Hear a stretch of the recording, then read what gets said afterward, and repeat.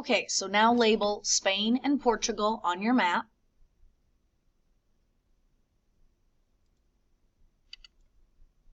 Spain is obviously at the southwest side of Europe, but it is very close to the African continent at the Strait of Gibraltar, right here, which the Strait of Gibraltar connects the Atlantic Ocean to the Mediterranean Sea. And the Strait of Gibraltar is approximately 10 miles away from Africa, or Spain across the Strait of Gibraltar is only about 10 miles away from Africa, specifically the country of Morocco. They have discussed a possible bridge to connect the two continents, or perhaps a tunnel like they did with the Channel. But as you can see from the border of Spain and the border of Morocco across the water, it's very hilly, mountainous, rocky soil, and so the water is also significantly deeper, which adds more pressure to a tunnel underneath the ground. So they talked about it, and they've been talking about it, and they talked about possibly being done by 2025. It hasn't even started yet. So the fact that it's a possibility is probably out of the realm for 2025, considering it's, only a few years away. But nonetheless, it's a discussion so that they could possibly connect the two continents. Spain is also well known for some unusual artists. Salvador Dali and his paintings are on the left, mostly known for these like droopy clocks. He's used those in several of his paintings, but he's from Spain. Pablo Picasso is probably a little bit more famous artist, very abstract. Again, I'm not really sure what these pieces of art are supposed to be, but you can sort of see, especially in the bottom one, that it looks like it's somebody playing a guitar, but it's just really abstract because it's not really a person.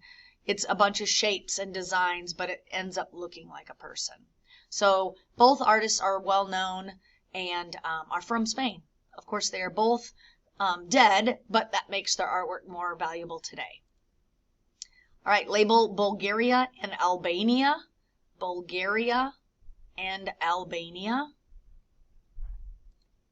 Bulgaria was founded in 681, and it is one of the oldest countries or states in Europe. It was on the eastern side, so it is not as economically strong as other parts of Europe, and I'll show you that here in a little bit. Albania is one of the poorest countries in Europe. It's very agriculturally based, and of course, if a country is primarily an agricultural country, you're not going to make lots of money on that. I'm going to see if this link actually works.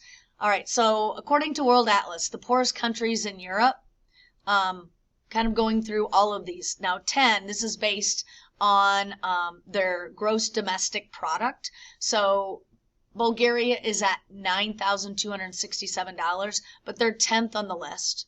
And then 9th is Montenegro. And again, Montenegro is a fairly new country, and it, has a kind of a new economy because it used to be part of another country. And so therefore, that's part of the reason why they're on this list. Serbia, same thing. They're a fairly new country, and so they have a low gross domestic product. Belarus used to be part of the Soviet Union, so they're on the list.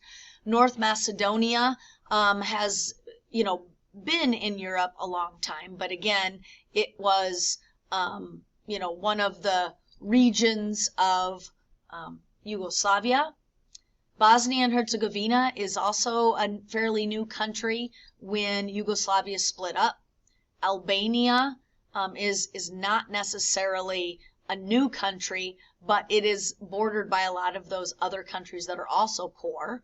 And, we discussed how, it's not very strong in the economy. Kosovo is very new.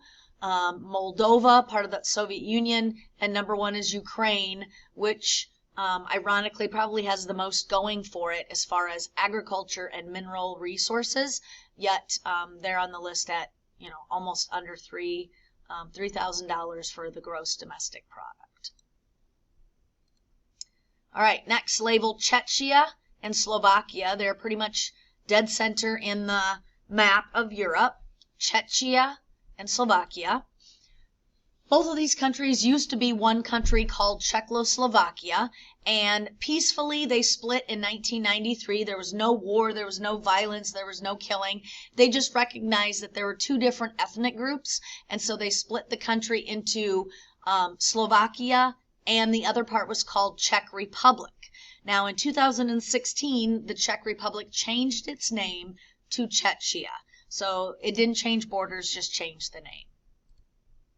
All right, the next ones, and they're all really close, and that should tell you that, of course, they have something in common. The furthest north one is Slovenia. Don't get that mixed up with Slovakia that we just talked about. Then you have Croatia, and I always think Croatia looks like a C, so I can remember that's Croatia. Inside of the C is Bosnia-Herzegovina. You probably know it by Bosnia. Then the bigger one to the east, the pink one there, is Serbia. And then you have two small ones that are on the southern portion. On the west is Montenegro, and on the east it's Kosovo. All right, so all of these countries used to be one country called Yugoslavia. They split in a very violent civil war in 1992, and they split into Slovenia, Croatia, Bosnia-Herzegovina, and then the rest of the land was still called Yugoslavia. And of course, that's not how it ended based on our map we just labeled. This is when Waterloo got a lot of Bosnian immigrants, was at the early 90s, and so we have a lot of people that fled and happened to just come to Waterloo. In 2003, the remaining portion of Yugoslavia was renamed to Serbia and Montenegro. And then 3 years later, they split, and Serbia was its independent country, and so was Montenegro. And the last split of this region was in 2008, and that was Kosovo that split off the southern portion of Serbia. Kind of an interesting little trivia fact. Serbia is a country that grows a third of the world's raspberries, even though it's not one of the largest countries in the world. So most of the raspberries we get are from Serbia here in the United States. All right, dead center basically is Austria. Austria is known for its classical music. Mozart was born in Vienna, Austria, the capital of Austria, and so the opera house in Vienna often plays Mozart music. Of course, people reenacting, they dress up like Mozart and play his music. They're also well known for, the picture on the left is the Vienna Boys Choir, a very elite choir that people from all over the world come and listen to. They also travel all over the world because they are known as this elite group of boys that can sing very well. At a certain age, they all have to age out due to their voice changing and so forth. If you ever listen to any music by the Vienna Boys Choir, if you closed your eyes, you would think that they were girls because, of course, they're young boys that have a little bit higher voice before puberty hits and their voice is lower. Switzerland, just to the west of Austria. Switzerland is well known for its neutrality. That means they've always usually taken a neutral stance in any sort of global politics, world wars, etc., etc. So during World War II, they, didn't take sides, and so they've been just recognized as a neutrality. One of the more recent things is they've kind of gone away from neutrality just because of this whole Ukraine issue, and so that has been a big surprise based on their normal stance of neutrality. Because it's kind of a neutral location and always is known for that, Geneva, Switzerland is one of the locations for the United Nations, and world leaders typically meet here because it's a neutral location. Switzerland is also known for Swiss chocolate, which is my all-time favorite chocolate from all the chocolate I've had around the world.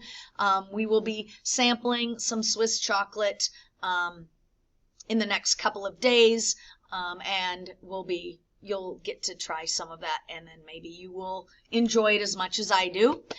Swiss cheese, of course, and Swiss Army knife. So these are some of the things that Switzerland is well known for.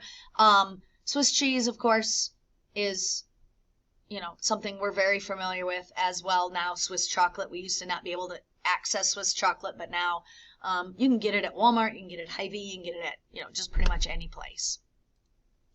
All right, Italy, it's the boot. So hopefully you're familiar with that. Italy also has 2 islands south of Italy and west of Italy. Those 2 are also part of Italy. And Italy obviously has a lot of history dating back to, you know, the Latins that existed, the Etruscans that ruled Italy, and then of course the Roman Empire and its entirety, how it expanded over 3 continents. Famous places like the Colosseum in Rome, the Tivoli Fountain in Rome, in Venice, of course, the Grand Canal, where it's the city on water basically, but it's kind of sinking, so there's some issues there. The bottom left picture is from the city that was buried under volcanic rock and ash and lava in the explosion in 64 AD of Mount Vesuvius, so that is Pompeii and the remains. And the far picture on the right, of course, is the Leaning Tower of Pisa, which is ironic because it's very well known. Pisa is a tiny, tiny little small Italian city. The Leaning Tower is just a bell tower, and it's right next to a church, so it was nothing that was very special, and it's a tiny town, so people would not go there if the tower was not leaning. They have pumped cement underneath it so it won't sink any further, but they of course don't want to erect it straight up and down anymore, because that's the lure for people to come and take the famous picture like you're holding up the tower. Romania is on the far east side of Europe, the fairly big one. Romania has a city called Transylvania, and this is actually the home of Dracula. Dracula, of course, is the book that was written, and the movies and all of the stories were written in a fictitious character, yet one of the leaders in Transylvania was called Vlad the Impaler, and they called him Dracula. And that's where he got it, because he, you know, was fierce and he killed a lot of people, and he, you know, was very brutal in his ruling. And so that's what the story of Dracula is actually based off of. You can visit this castle, and, you know, it's Dracula's castle, and you can go visit that today. The country of Hungary, spelled differently than if you're, you know, needing food. Hungary, its capital is Budapest, and running through the middle of the city of Budapest is the Danube River, one of the main rivers of Europe. And unusually, this used to be 2 cities. On one side of the river was the ancient city of Buda, and on the other side of the river was a more modern city of Pest. Now it is one city called Budapest. All right, the last few countries, North Macedonia and Greece. Macedonia is well known for Alexander the Great. Alexander the Great, of course, took over, you know, a huge chunk of land, died in 33, and he, you know, was a sole ruler over. He conquered the Greeks. He conquered all the way into Asia over to India.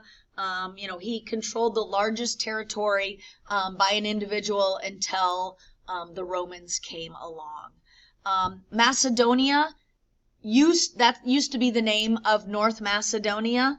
And so just recently, in the last few years, they voted on changing the name, because in northern Greece there is a province also called Macedonia, so people would get it mixed up between the province in Greece and the country north of it, and so that's when the name was changed from Macedonia to North Macedonia.